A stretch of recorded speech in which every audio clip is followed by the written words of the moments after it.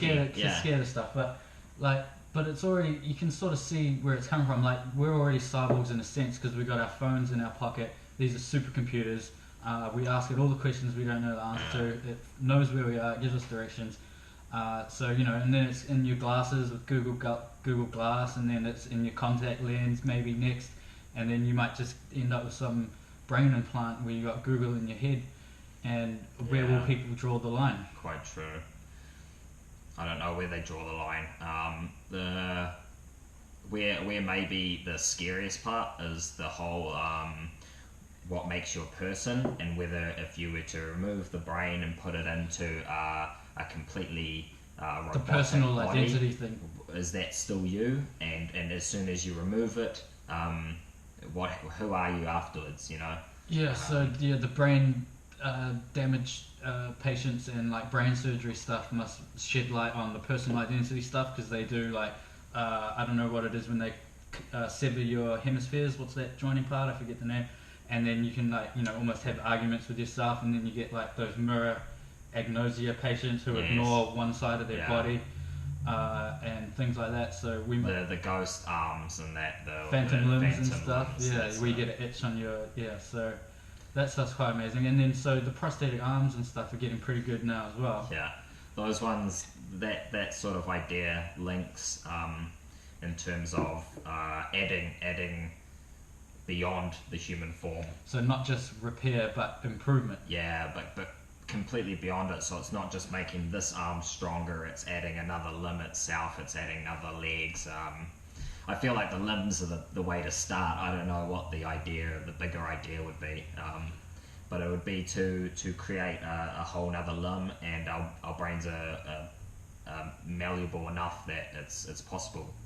As you see with monkeys using electronic arms to feed themselves without having to move any other limb. Yeah, so controlling things with mind power. And that's then cool that's the technology. prosthetics. But it's just, instead of replacing that arm, it's just giving you another one. Yeah, so you could. It doesn't have to be another arm. You could have a robot following you that you're controlling with your mind as well, right? Yeah, it doesn't actually have to be attached to you. You're like at a that hive point. person, yeah. Yeah, but that's all the That's nanobot crazy stuff. Yeah, I don't even know if I've thought about that actually. Yeah, that's crazy stuff.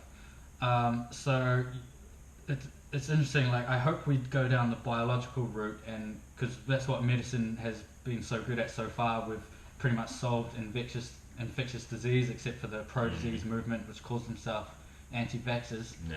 And so there's starting to be a little resurgence in essentially cured diseases, but where we haven't made much ground is in things like cancer and Alzheimer's and these diseases of old age.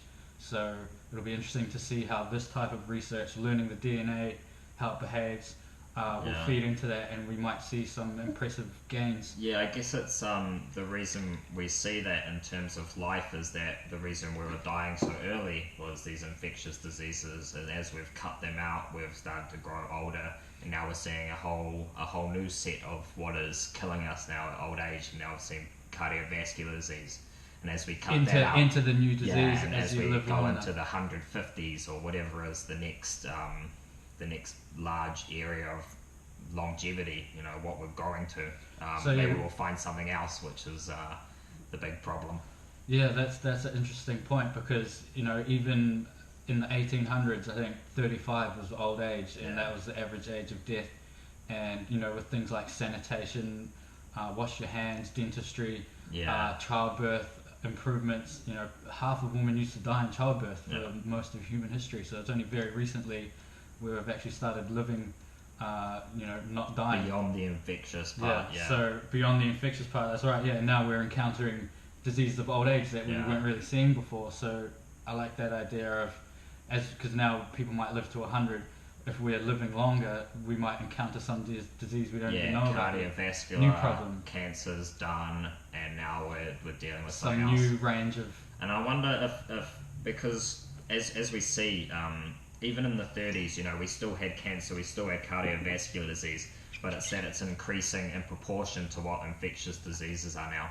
And I wonder if maybe the next step isn't so much these biological ones that are, you know, within us or attacking from other parts, is that it's more of a society thing. and so we're seeing massive increases in mental health. And isn't that a huge social problem, really? You know, we see it far more in impoverished regions. Poverty and mental health is huge. Like suicide is one of the leading causes of death. And it might be just as we're in the hundreds plus, it's suicide, it's mental health that are the largest killers. And maybe that's what kills you at 150. Yeah, maybe it's just social problems at that point. Yeah, social problems are way bigger than they get resourced. Like the amount of money that's spent on, the road toll, which I think is $3 million per year worldwide. I don't know what suicide is, but it's 10 times higher probably. And even in terms of cancer, cardiovascular disease, mental health issues, and how they affect productivity or just people going to work, how they function in society. It's one of the most detrimental effects is just mental health problems and that's an important space. Mainly. So how do you think the learning more about DNA and the control of it will affect mental health? I don't even know. So that's the thing, is that maybe it's more of a social problem there. So it's socials beyond that. Yeah, so maybe we might solve all of these biological issues. But we still have economic and social. What is the... So it's cultural overhangs. We're too slow. Our technology is exponential, but our social is linear, right? Yeah, well, that's maybe why we're so scared of robots and too. New technology. So that's the anti-GMO. We're terrified of it because it's snuck up on people essentially. That no one understands it. That gets me like legislating for things like editing genomes. Legislation's barely ready for gay marriage. This is a 1,000-year-old problem, and it's barely handling that. We've got this new age problem modifying living things forever. And it can't even handle marriage and dealing with CRISPR-Cas9 and being able to word it properly. Especially when it's politicians that are creating these. People don't even understand what it is, and we're going to try and legislate for it. When something easy to understand like gay marriage, and we still we're still fighting. It's so far behind. So what are we going to when a robot wakes up? If AI succeeds, because Google and Facebook and things, they've been putting in hundreds of billions of dollars into deep learning and neural nets. AI engines can capture images, learn to play old school Nintendo games at superhuman levels.